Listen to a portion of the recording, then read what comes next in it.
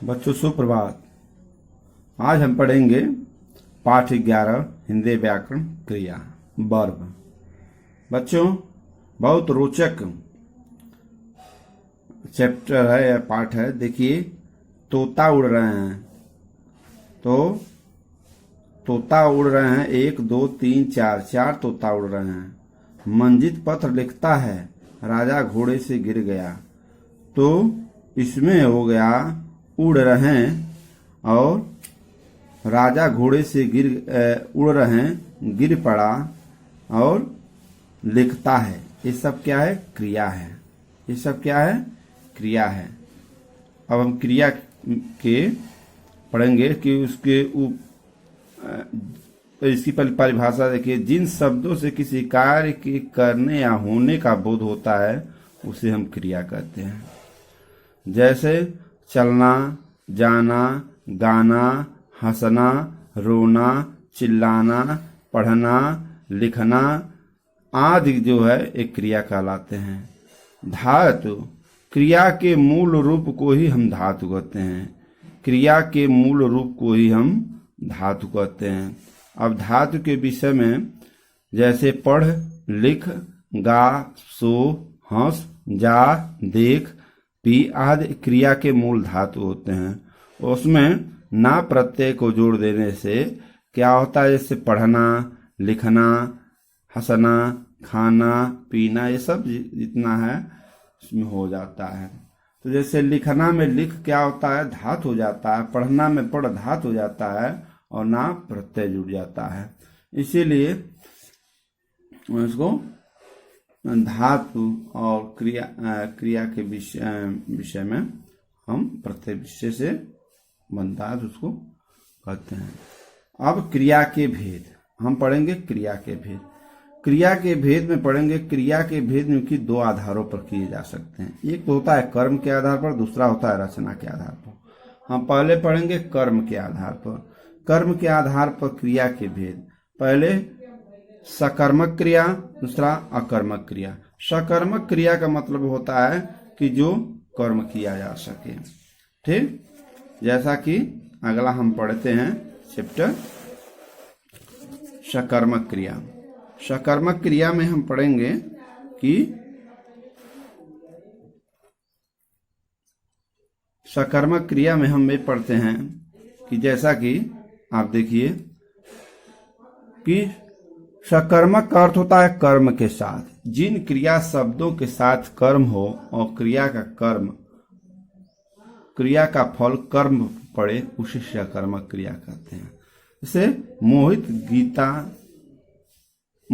गीत गाता है, दिनेश पतंग उड़ा रहा है, तो गीत गाता जो है ये क्या है? सकर्मक क्रिया हो गया। और पतंग उड़ा रहा है यह भी सकर्मक क्रिया हो गया। अब इसमें दिया क्रिया का फल कर्म पर पड़े। जिन शब्दों के साथ कर्म और क्रिया का फल कर्म हो और क्रिया का फल कर्म पर पड़े उसे सकर्मक क्रिया कहते हैं। जैसा कि ऊपर के वाक्यों में गीत और पतंग कर्म है। इन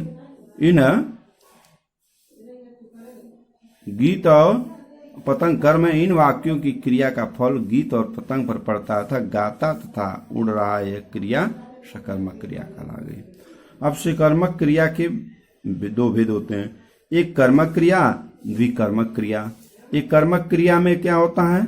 जिसमें एक कर्म का प्रधानता हो, जिसमें एक कर्म किया जाता हो उसे एक कर्मक क्रिया कहते हैं। जैसे बच्चा पानी पीता है, लड़के फुटबॉल खेलते हैं।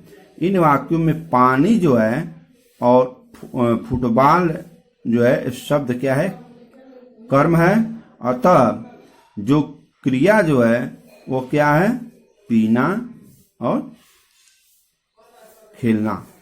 यह एक कर्मक क्रिया हो गई। द्विकर्मक क्रिया में वे कर्म आते हैं जिसमें 2 क्रिया की जाती है। जैसे अध्यापक ने छात्रों को व्याकरण पढ़ाया, माँ ने बच्चों को दूध पिलाया। अब इसमें हम देखते हैं कि यह क्या होता है।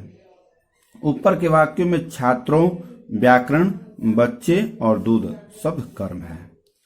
इन क्रियाओं के 2 कर्म होने के कारण एक क्रिया द्विकर्मक क्रिया कहलाती है। जैसे छात्रों, व्याकरण, ये भी कर्म है, बच्चे और दूध, ये भी शब्द कर्म है, अर्थात इसलिए इसे द्विकर्मक क्रिया कहते हैं।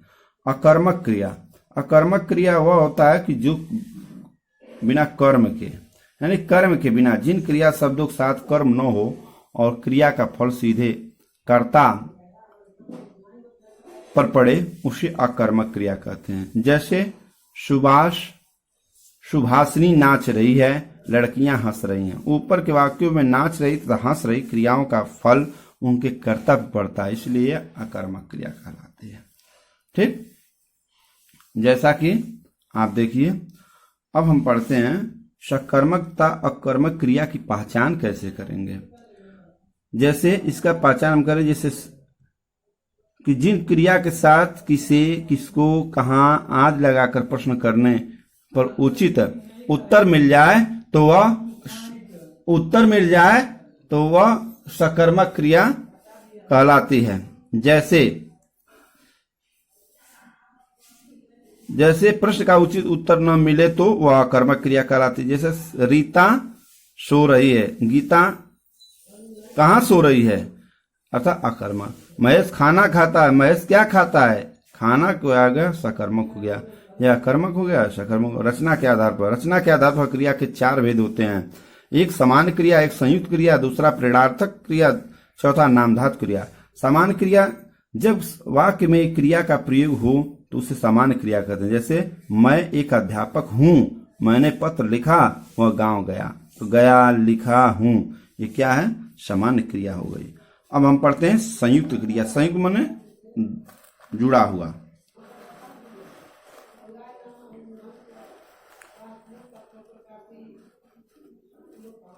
संयुक्त क्रिया के विषय में जब हम पढ़ते हैं तो ध्यान देते हैं।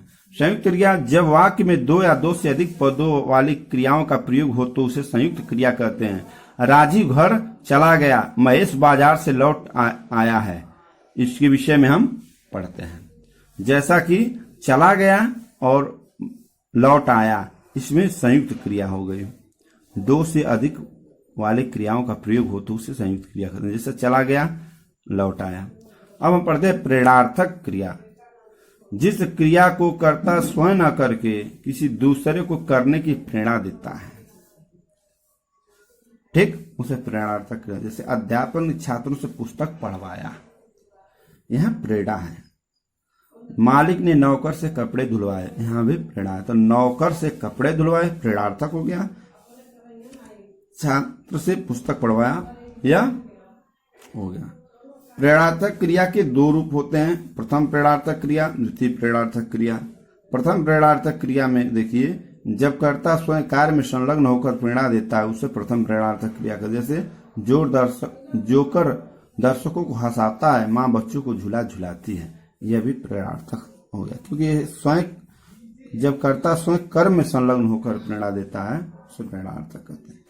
द्वितीय प्रेरणार्थक क्रिया हम पढ़ते हैं। द्वितीय प्रेरणार्थक क्रिया में हम क्या देखते हैं कि जब कर्ता स्वयं कार्य न करके किसी अन्य को प्रेरणा देकर उसे कार्य कराता है उसे द्वितीय प्रेरणार्थक क्रिया कहते हैं। जैसे पिताजी दर्जी से कपड़े सिलवाते हैं, तो पिताजी स्वयं नहीं सिलते हैं, दूसरे दर्जी से सिलवाते हैं, तो यह हो गया द्वितीय प्रेरणार्थक क्रिया। अब हम पढ़ते हैं कुछ प्रमुख प्रेरणार्थक क्रियाएं। करना का देखिए क्रिया हो गया, प्रथम प्रेरणार्थक क्रिया हो गया, द्वितीय प्रेरणार्थक। जब यहाँ थोड़ा सा देखिए, करना का कराना हो गया, यहाँ हो गया करवाना, यहाँ क्या हो गया करवाना, यानी यहाँ 2 जुटा है। उसी प्रकार आप देख लीजिएगा। अब हम पढ़ते हैं नामधातु क्रिया। संज्ञा, सर्वनाम, विशेषण, अनुकरणवाची शब्दों में प्रत्येक युग से बनने वाली क्रिया को नामधातु क्रिया कहते हैं। जैसे हाथ से हथियाना, गरम से गरमाना आदि क्या होता है, नामधातु क्रिया हो जाती है। अब इसी प्रकार हम अगला पढ़ेंगे कि संज्ञा शब्दों से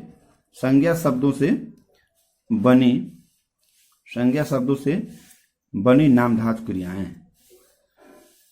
तो हाथ का क्या हो गया, हथियाना, नामधातु क्रिया हो गया। दुख का हो गया, दुखाना।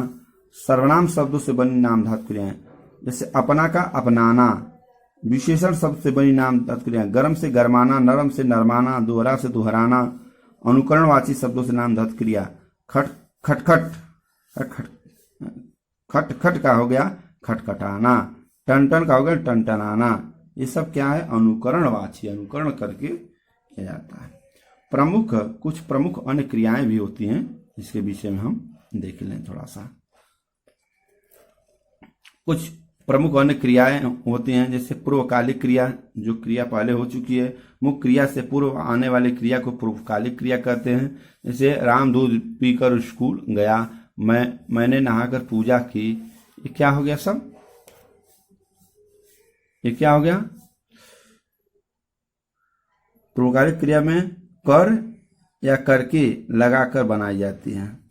कृदंत क्रिया, जो क्रिया शब्दों के अंत में कृत प्रत्यय या शब्दांश के युग से बनाई जाती है, कृदंत कहते हैं। जैसे लिख का लिखना, पढ़ का पढ़ना, पढ़कर, हंस का हंसना, रोकर रोकर।